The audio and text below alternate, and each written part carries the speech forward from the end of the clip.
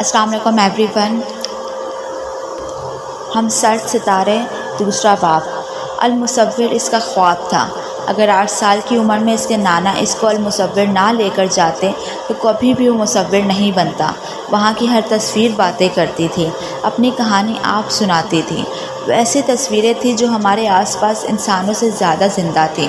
اس نے اپنے بچپن میں اپنی سیاہ آنکھوں میں حیرت بھر کر ایک ایک تصویر کو دیکھا تھا، پھر ان کو اپنا مقصد بنا لیا۔ پھر وہ کاغذ اور رنگ لے کر بیٹھ جاتا اور اس زندگی کو اپنے لفظوں میں تلاش کرنے کی کوشش کرتا۔ پھر وہ جب کبھی بھی اپنے نانا کے پاس جاتا تو المصور ضرور جاتا تھا۔ پھر اس کے نانا کا کہیں اور ٹرانسفر ہو گیا اور وہ خود آرٹ کالج چلا گیا، مگر کبھی بھی المصور کو نہیں بھولا تھا۔ اور آج وہ اتنے سالوں بعد المصور دوبارہ آیا تھا تو المصور نے اس کو اپنانے سے انکار کر دیا تھا۔ پیرس کی آرٹ گیلریز میں اس کے فن کا انعقاد ہو چکا تھا۔ آرٹ کی دنیا کے لوگ اس کو جاننے لگے تھے۔ ان کی تعریفیں اس کے انا کے غبارے میں اس کو پھلا دیتی، مگر المصور اس کے دل میں کسی کسک کی طرح دھڑک رہا تھا۔ جب وہ دل کے ڈیمانڈ سے تھک گیا تو سوچا کیوں نہ مراکش کی اس چھوٹی سی آرٹ گیلری کو بھی رونق بخش دی جائے۔ اس نے ایک تصویر بنائی، ایسی تصویر تو المصور میں کہیں نہ ہوگی۔ وہ تو اتنے مشہور آرٹسٹ کو ہاتھوں ہاتھ لے گی۔ وہ صرف پر اعتماد نہ تھا، وہ مغرور تھا۔ اس کے غرور کا بت اس وقت چٹکا جب المصور نے اس کی پینٹنگ مسترد کر دی۔ آخر کیوں؟ اس کے دماغ نے احتجاج کیا۔ اس نے اپنی بنائی ہوئی پینٹنگ دیکھی اور ان کو المصور کے لیے پیش کر دیا، مگر وہاں سے جواب مایوس کن تھا۔ مراکش خوبصورتی اور آرٹ کا گھر تھا۔ اس ایک آرٹسٹ کے لیے وہاں پینٹنگ کے لیے انسپریشن ڈھونڈنا کچھ مشکل نہ تھا۔ وہ ریئلسٹک آرٹسٹ تھا۔ مراکش اس کے لیے آئیڈیل جگہ تھی۔ اس نے پھر دریائے درا کے کنارے کھڑے ہو کر سامنے کے منظر کو اپنے رنگوں میں بھر دیا کہ المصور میں تو زندگی کی کہانیاں تھیں۔ اس نے بھی ایک زندگی کی کہانی اپنے رنگوں میں سمونی چاہی، اور پانی سے بڑھ کر زندگی کہاں ہوگی، مگر پھر سے ناکام رہا۔ مسلسل ناکامی کے بعد آخر کار اس نے وہ کیا جو وہ بچپن میں کرتا آیا تھا۔ وہ المصور کی آرٹ گیلری دیکھنے گیا۔ آخر وہاں کے نو آموز مصوروں میں کیا تھا جو اس میں نہ تھا؟ وہ اتنے سال بعد وہاں پر آرٹ کے شائق کے طور پر گیا تھا، نہ کہ ایک مصور کے طور پر۔ المصور کے دروازے پر اس کو وہاں کا کیئر ٹیکر مل گیا۔ یہ وہی کیئر ٹیکر تھا جو بچپن میں وہ اپنے نانا کے ساتھ یہاں آتا تو وہاں آنے والے بچوں کو لالی پاپ دیا کرتا تھا۔ اسد بھی لالی پاپ وصول کرنے والے بچوں میں سے تھا۔ اس دن اسد جب وہاں سجے ہوئے ایک ایک فن کے شاہکار کو اپنے غرور کے ترازو میں تول رہا تھا تو وہ اس کے پیچھے آ کر کھڑا ہو گیا۔ ایسا کیا کھو گیا ہے جو ان ماہپاروں میں کھوجتے ہو؟ اس نے کیئر ٹیکر کا مسکراتا چہرہ اپنے سامنے لگی پینٹنگ کے شیشے میں دیکھا اور گھوم گیا کہ ایسا کیا ہے ان تصویروں میں جو میری آرٹ میں نہیں ہے؟ اس نے جواب دیا۔ کیئر ٹیکر نے اپنی سفید داڑھی کھجائی اور مغربی لباس میں پھرتی ایک درمیانی عمر اور درمیانے قد کی عورت کو آواز لگائی، لیلا ادھر آ کر اس نوجوان کی مشکل تو دور کرنا۔ لیلا بابا کو ہاتھ سے اشارہ کرتے ہوئے اسد کے قریب آئی۔ وہ سنجیدہ چہرے اور نرم تاثرات کی عورت تھی۔ وہ مسکرائی تو اس کی آنکھوں میں اس کی مسکراہٹ کا عکس جھلکا۔ اس نے اپنا تعارف وہاں کی مینیجر کے حوالے سے کروایا تو اسد کی فوراً اس میں دلچسپی بڑھی۔ المصور کی انتظامیہ سے اس کی ملاقات نمائش کے سلسلے میں ہوتی رہی تھی، مگر اس کو ابھی تک لیلا سے ملنے کا اتفاق نہیں ہوا تھا۔ میں محسن ہوں۔ میری پینٹنگ پیرس کی آرٹ گیلری میں نمائش پا چکی ہے، مگر المصور اس کو واپس لوٹا دیتا ہے۔ ایسا کیوں؟ اس نے آخری مسترد کی ہوئی پینٹنگ جو وہ اپنے ساتھ لایا تھا لیلا کی طرف بڑھا دی۔ لیلا نے احتیاط سے اسکرول کی ہوئی پینٹنگ سیدھی کی۔ پینٹ سوکھ چکا تھا، تصویر اب خراب نہیں ہو سکتی تھی۔ ویسے بھی وہ رد ہو کر اپنی اہمیت کھو چکی تھی۔ وہ تو بس اس کو حوالے کرنے کے لیے آیا تھا۔ لیلا نے ایک نظر اس کی پینٹنگ کو دیکھا، پھر اس کو اشارے سے دوسری طرف لے گئی۔ وہ دونوں چلتے ہوئے ایک پینٹنگ کے سامنے آ کر رک گئے۔ یہ پینٹنگ ایک نو آموز لوئر کلاس کے نوجوان نے بنائی ہے اور ہم نے اسے قبول کر لیا ہے۔ آپ اس کو دیکھیں اور اپنی تصویر کو دیکھ کر بتائیں کہ آپ کو کیا فرق نظر آتا ہے۔ وہ جو نو آموز کے نام سے نخوت سے سر جھٹکنے والا تھا، پینٹنگ دیکھ کر رک گیا۔ وہ تصویر سرمئی پینسل سے اسکیچ کی صورت بنائی گئی تھی جو کسی گاؤں کی تصویر تھی۔ کسی بدحال سے گھر کے سامنے ایک سانولا سا بچہ ادھننگی حالت میں کھڑا ہوا تھا۔ اس کا جسم لاغر تھا مگر چہرے پر بچپن کی لالی تھی۔ اس کی بڑی بڑی آنکھوں میں ایک جہان آباد تھا اور اس سے بھی بڑھ کر اس کی مسکراہٹ تھی۔ اس کی مسکراہٹ سے اس کے آگے کے 2 ٹوٹے ہوئے دانت دکھتے تھے، مگر اس مسکراہٹ میں زندگی جیتی تھی۔ السلام علیکم ایوری ون۔ اسد نے اپنی پینٹنگ دوبارہ دیکھی تو اس کو اپنی کلرفل پینٹنگ اس تصویر کے سامنے بے رنگ لگی۔ تب اس کو معلوم ہوا کہ اس کی پینٹنگ میں کس چیز کی کمی تھی۔ فنکار کا فرض ہوتا ہے کہ وہ اپنے دیکھنے والے کی سرشار کر دے، اس کے ہونٹوں پر مسکراہٹ بکھیر دے، اس کی آنکھوں میں آنسو لے آئے، اس کے دل میں اطمینان ڈال دے۔ اگر وہ یہ سب نہیں کر سکتا تو اس کا فن مردہ ہے۔ لیلا اس کو دیکھتے ہوئے بولی، اور سب سے بڑھ کر محبت، ایک محبت بھرا دل ہی ایسا فن پیدا کرنے کا حوصلہ رکھتا ہے۔ اگر تمہارے دل میں محبت نہیں ہے تو تمہاری فن میں جان کیسے آئے گی؟ لیلا یہ کہہ کر اس کا جواب سنے بغیر وہاں سے چلی گئی، اور وہ وہاں بت بن کر اس مسکراتے ہوئے بچے کی تصویر کو دیکھتا رہا۔ یہ کیسے ممکن تھا کہ محبت کی کمی اس کی تصویروں کو مردہ کر رہی تھی؟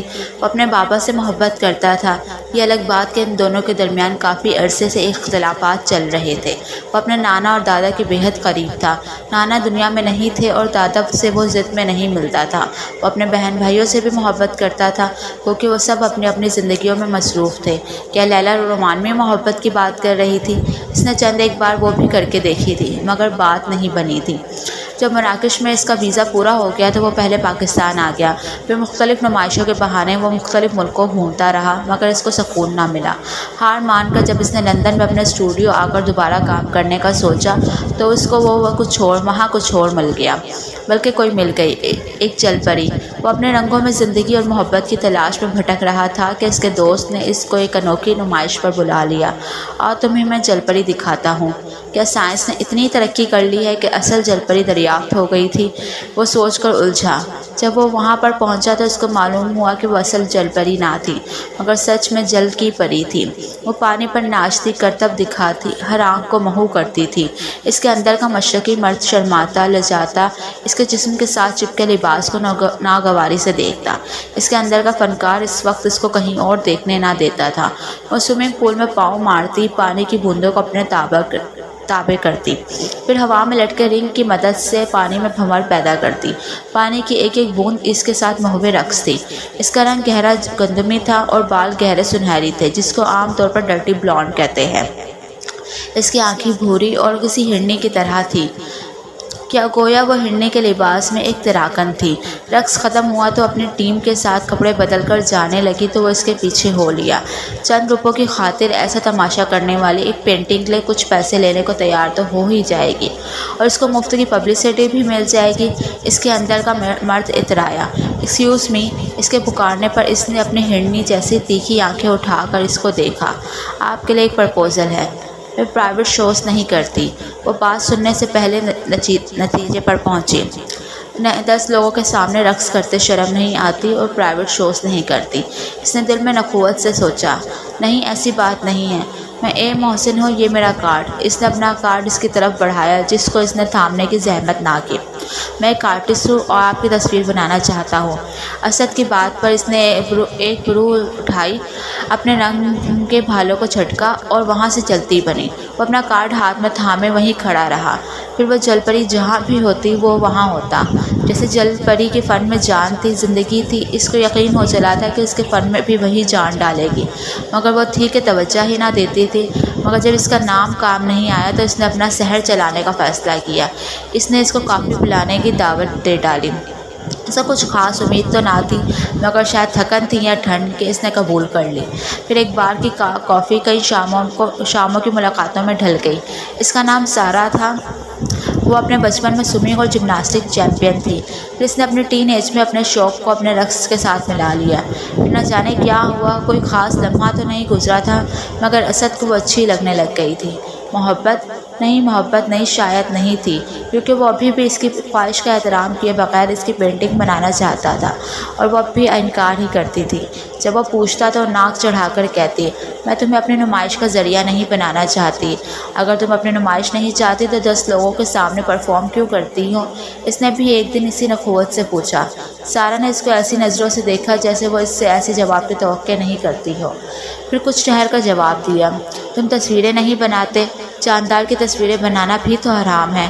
بس فرق یہ ہے کہ میں عورت ہو کر وہ کرتی ہوں جو میں کرنا چاہتی ہوں۔ میرے جسم کو پانی کی بوندیں چھوتی ہے، کسی غیر کے ہاتھ نہیں۔ جیسے تم رنگوں سے کھیلتے ہو، میں پانی کی بوندوں سے کھیلتی ہوں۔ تو فنکار ہوتا ہے، اس میں داد پانے کی چاہ تو ہوتی ہے، چاہے وہ کسی بھی قسم کا فنکار ہو۔ وہ یہ کہہ کر اپنا بیگ اٹھا کر بغیر کافی کو ہاتھ لگائے چلتی بنی۔ پھر وہ کچھ دن بعد وہ بولی، مجھے بہت بڑے شو سے پرفارمنس کی آفر آئی ہے، مگر پہلے آڈیشن کے لیے امریکہ جانا پڑے گا۔ اس دن پہلی بار اسد پر ایک انوکھا انکشاف ہوا۔ وہ سارا کا عادی ہو گیا تھا، وہ اس کو اپنی زندگی میں رکھنا چاہتا تھا، وہ اس کو اپنے ساتھ لے جانا چاہتا تھا، وہ اس کو روکنا چاہتا تھا۔ مگر پاکستان میں جس دنیا سے اسد کا تعلق تھا، وہاں سارا جیسی لڑکی کی گنجائش نہیں تھی۔ وہ جل پری تھی، وہ پانی کی باسی تھی۔ اگر اس کو اپنی مچھلی کی کھال چھوڑ کر پیروں پر چلنا پڑتا تو وہ تھک جاتی۔ اس دن اسد کو پہلی بار ادراک ہوا کہ پیار کا پہلا شہر میں سنان پاسکل کو ساتھ لے کر کیوں نہیں گیا تھا۔ کچھ چیزیں آپ کو ایک وقت میں الجھا دیتی ہیں، مگر الجھنوں کا جواب آپ کو وقت دیتا ہے۔ اسد کے بھی بہت پہلے کیے گئے سوال کا جواب اس کو وقت نے دے دیا تھا۔ سارا نے وہ سارے انکہے سوال اسد کی آنکھوں میں پڑھ لیے تھے۔ تم سول میٹ پر یقین رکھتے ہو اسد؟ سارا نے اس کے سامنے بیٹھتے ہوئے پوچھا۔ اسد کے کوئی جواب نہ دینے پر وہ خود ہی بولنے لگی۔ یونانی دیو ملائی کی کہانیوں کے مطابق دراصل جب کوئی انسان مرتا ہے تو اس کی روح ٹکڑوں میں بٹ کر زندہ ہوتی ہے۔ وہ ٹکڑے مختلف انسانوں کے اندر ہوتے ہیں۔ جب میں نے تمہاری کافی کی آفر قبول کی تو مجھے لگا کہ میری روح کا ایک ٹکڑا تمہارے اندر بھی ہے۔ اس کی آنکھوں میں آنکھیں ڈال کر بولی، مگر سول میٹ ضروری نہیں ہے کہ زندگی کا ساتھ ہی ہو۔ کبھی کبھار وہ زندگی میں آپ کو روشنی دکھانے بھی آتے ہیں۔ تم سے میری زندگی میں آئے تو میرے سارے کام بننے لگے۔ میں رنگوں کے فن سے واقف تو نہیں ہوں، مگر میں دیکھنا چاہتی کہ تم مجھے رنگوں میں کیسے ڈھالتے ہو۔ کچھ دن بعد وہ اس کے سامنے نیلے لباس میں تھی۔ وہ لباس کسی شہزادی کا سا تھا۔ میں نے اس لباس کے اندر ایک لڑکی کی پینٹنگ دیکھی تھی۔ اگر تم نے اس پینٹنگ کو مات دے دی تو میں تمہیں اپنی پینٹنگ کی نمائش کی اجازت دے دوں گی۔ پھر اسد نے دن رات سارا کے فن کو اپنے فن کے ساتھ مدغم کرنے کی کوشش کی۔ وہ پینٹنگ اس کی زندگی کا شاہکار بننے والی تھی، اس کا میگنم اوپس۔ اس نے اپنی پینٹنگ کو زندگی کا عنوان دینے کا فیصلہ کیا، مگر اس کی زندگی نے اپنی تکمیل کے دن اس کو مایوس کر دیا۔ سی کی شیپ میں پیروں کو بل دیتی وہ جل پری اس کے سفید کینوس کو نیلا کر رہی تھی۔ پانی کی ایک ایک بوند کو اس نے زندگی دینے کی کوشش کی تھی، مگر جس دن اس نے سارا کو اپنی پینٹنگ مکمل کر کے دکھائی، اس کے چہرے پر پہلا جذبہ مایوسی تھا۔ وہ جو کسی واہ کی امید کر رہا تھا بجھ کر رہ گئے۔ یہ پینٹنگ میرے فن کا ایگزیکریٹڈ ورژن ہے۔ تم نے اس کو زندگی ڈالنے کی جدوجہد میں اس کو آرٹیفیشل کر دیا ہے۔ اسد کو سارا کا تجزیہ پسند نہیں آیا۔ تم مجھے نمائش کی اجازت دے تو میں اس کو نیچرل کر دوں گا۔ اسد کو اپنا ملتجی لہجہ پسند نہیں آیا تھا، مگر اس نے آج چلے جانا تھا، اور اس کو آج منا نہیں پاتا تو کبھی منا نہیں پاتا۔ ٹھیک ہے، مجھے صحیح سے فیمس کرنا۔ وہ اس کو آنکھ مار کر اس کے کندھے پر ہاتھ مارتی ہوئی اس کی نظروں سے اوجھل ہوتی گئی۔ اسد کا اس پل دل کیا کہ اس کو روک لے، مگر وہ جانتا تھا کہ ان دونوں کی سانسوں کی سلامتی کے لیے ان دونوں کا اپنی اپنی دنیاؤں میں رہنا ضروری تھا۔